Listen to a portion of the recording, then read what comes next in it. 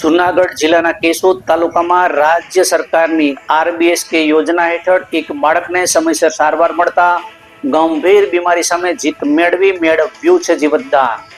નમસ્કાર, સહજ ન્યૂઝ સાથે હું છું ગોપાલ ભેસાણી. કેશોદ તાલુકાના સોંદરડા ગામમાં RBSK યોજના અંતર્ગત બાળકોની આરોગ્ય તપાસ દરમિયાન એક બાળક વારંવાર પેટના દુખાવાની ફરિયાદ સામે આવી હતી. RBSK ની ટીમ દ્વારા પ્રાથમિક તપાસ બાદ બાળકને વધુ નિદાન માટે કેશોદ ખાતે રિપોર્ટ કરવા મોકલવામાં આવ્યો હતો, જેમાં ગંભીર આરોગ્ય સમસ્યા જણાઈ આવી હતી. તપાસ દરમિયાન બાળકમાં હાર્ટ તેમજ GIST જેવી ગંભીર બીમારીઓનો સંકેત મળ્યો હતો.